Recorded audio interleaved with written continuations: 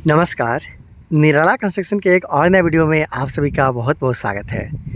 दोस्तों, मैं इंजीनियर प्रभात कुमार सिंह आज आप सभी को एक बनते हुए घर के लिए जो काम किया गया है छत के ढलाई तक का, इसके बारे में बताना चाहता हूँ, दिखाना चाहता हूँ। हालांकि इससे के अंदर में जो काम किया गया है बहुत अच्छे पैटर्न पे यहाँ पे काम किया जा रहा है। अंदर चल के दिखाऊंगा किस तरीक़े से रूम, किस तरीक़े से किचन, किस तरीक़े से हॉल वगैरह निकाला गया, सीढ़ी निकाला गया, वो सारी चीज़ बताऊंगा। लेकिन सबसे पहले मैं आप लोग को इस बनते हुए घर के लिए जो साइज़ है इसके बारे में बताना चाहता हूँ। हालांकि इस घर को बनाने में अब तक टोटल कितना रुपये का खर्चा आया है इसके बारे में भी इसी वीडियो में आप लोग को बताने वाला हूँ। फ्रंट व्यू की बात कर लिया जाए तो लगभग 26 फीट के आसपास तक का फ्रंट व्यू रखा गया है, यहाँ से लेकर यहाँ तक 26 फीट। और साइड व्यू की बात कर लिया जाए तो यहाँ से लेकर यहाँ तक 45 फीट में इस घर को बनाया जा रहा है। मतलब 45 फीट बाई 26 फीट के आसपास तक का यहाँ पे घर का काम को किया जा रहा है। ज़रूरी नहीं है कि यहाँ पे जो साइज़ का घर बनाया जा रहा है सिर्फ इसी साइज़ में आप अपने इस पैटर्न पर घर बना सकते हो। जैसे 26 फीट बाई 45 फीट का है तो अगर आपका घर 40 फीट बाई 25 फीट के आसपास तक का भी आपका है जगह तो आप इस पैटर्न पे घर को बना सकते हो। देखिएगा, बहुत अच्छे पैटर्न पे घर का काम को किया जा रहा है। और यहाँ से आप कॉलम के बारे में अच्छे तरीके से जान सकते हो। जैसे कि घर का अगर कॉलम के बारे में बात जान ली जाए तो टोटल 15 कॉलम के साथ में यहाँ पे घर का काम को किया जा रहा है। 5 कॉलम आपको इस लाइन में, 5 कॉलम बीच में, फिर 5 कॉलम आपको साइड की तरफ देखने को मिल जाता है। और 15 जो कॉलम है वो 9 इंची बाई 9 इंची का ही यहाँ पे रखा गया, आसानी के साथ देख सकते हो। 4 सरिया का इस्तेमाल किया जा रहा है यहाँ पे 12 mm का।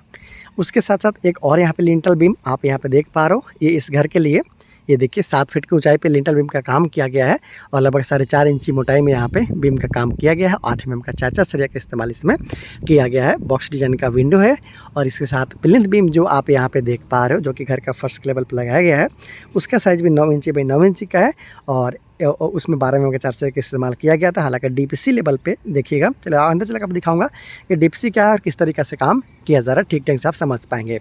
तो इस तरीक़े से इस घर के लिए आप जो काम है वो देख पा रहे हैं। और चलते हैं घर के अंदर, देखते हैं कि किस तरीके से काम यहाँ पे किया गया है। यहाँ पे इस घर के लिए मेन इंट्रेंस हो गया, लगभग 4.5 फीट पे 7 फीट के आसपास तक का मेन इंट्रेंस है। जैसे आप घर में एंटर करते हो आपको लेफ्ट साइड में मिल जाता है सीढ़ी। स्टार्टिंग में सीढ़ी रखने से भी आपका बहुत सारा फ़ायदा है। जैसे कि अगर आप छत के ऊपर में जो तल्ला बनाते हो आप, वहाँ पर अगर आप रेंटर रखते हो तो उसके लिए काफ़ी आसान हो जाता है। घर में घुसने के साथ ही वो ऊपर की तरफ चला जाता है, या फिर कोई दूसरा भाई है तो इजीली आपका काम है वो चल जाता है। पर इसी को लेकर ज़्यादातर लोग अपने घर का जो सीढ़ी होता है बिल्कुल स्टार्टिंग में ही दाहिने या फिर बाएं की तरफ रख लेते हैं, जहाँ जिस तरीक़े से उनका जो घर का दिशा होता है उसके अनुसार। राइट साइड में आपको सीढ़ी के जस्ट अपोजिट मिल जाता है यहाँ पे छोटा सा जगह, जिससे आप वेटिंग एरिया के रूप में इस्तेमाल कर सकते हो या फिर छोटा सा पोर्टी को भी बना सकते हो। अब यहाँ से शुरू होता है दोस्तों जो नीचे का घर का काम किया गया। तो यहाँ पे लगभग 4.5 फीट पे 7 फीट के आसपास तक का एक और आपको दरवाज़ा देखने को मिलता है। इसके साथ साथ यहाँ पे आपको हॉल के साथ साथ ये देख पा रहे कि डाइनिंग एरिया है। यहाँ पे पहला विंडो और यहाँ पे दूसरा विंडो, डबल विंडो के साथ में काम किया जा रहा है। और पीछे की तरफ का बात कर लीजिए तो 12 फीट बाई 13 फीट के आसपास तक का यहाँ पे 2 रूम आपको देखने को मिल जाता है। ये देख सकते हो, ये पहला रूम है सिंगल विंडो के साथ में। वार्डरोब का भी काम यहाँ पे किया जा रहा है। इसके साथ साथ 12 फीट बाई 13 फीट के आसपास तक का एक और आपको रूम देखने को यहाँ पे मिल जाता है। ये विंडो हो गया, उसके साथ साथ यहाँ पे और आपको इस घर के लिए वार्डरोब का काम किया हुआ देखने को मिल जाता है। एक और यहाँ पे आपको इस घर के लिए जो किचन है उसका काम किया हुआ देखने को मिल जाता है। कुछ इस तरीके से किचन प्लेटफॉर्म का काम यहाँ पे किया गया है। सिंक के लिए जगह छोड़ा गया लगभग 2 फीट बाई 1.5 फीट के आसपास तक का, और उसके साथ साथ यहाँ पे विंडो के लिए जगह, उसके साथ साथ यहाँ पे किचन से संबंधित सामान रखने के लिए एक और यहाँ पे जो स्लैब है उसका कास्टिंग किया गया है। तो ये देख पा रहे हो कि घर का स्लैब हो गया आपका प्लेटफॉर्म बनाने के लिए, एक्स्ट्रा सामान रखने के लिए ऊपर में काम किया गया है। आप चाहे तो फर्नीचर वर्कर और बाद में आप करवा सकते हो। उसके साथ साथ यहाँ पे भी देखिए तो ये इस घर के लिए तीसरा रूम है और यहाँ पे इस घर के लिए जो विंडो है उसका काम किया गया है। अंदर का जो सारा दीवार है वो 5 इंच के साथ में ही यहाँ पे रखा गया है। और कॉलम आप देख पा रहे हो, प्रत्येक कॉलम का इसी साइज़ के साथ में काम किया जा रहा है। आप ठीक से समझ पाए, इसीलिए चले मैं आपको ऊपर चलकर टॉप व्यू दिखा देता हूँ ताकि आपको बहुत अच्छे तरीके से सारा डिज़ाइनिंग समझ में आ जाए। और कितना का खर्चा लगा है इसके बारे में भी आप लोग को भी बता देता हूँ।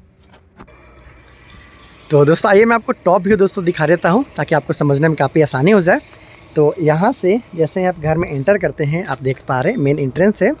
आपको लेफ़्ट साइड में मिल जाएगा इस तरीक़े से सीढ़ी, ये पहला फ्लाइट पार्ट है, लैंडिंग है, फिर सेकंड फ्लाइट पार्ट होते हुए आप घर के छत पे चले जाते हो। और इसके जो बगल में जगह बचता है वो आपका वेटिंग एरिया हो गया। आप चाहो तो उस जगह पर पोर्टिको का निर्माण भी करवा सकते हो। तो इस तरीक़े से सीढ़ी आप बनवा सकते हो।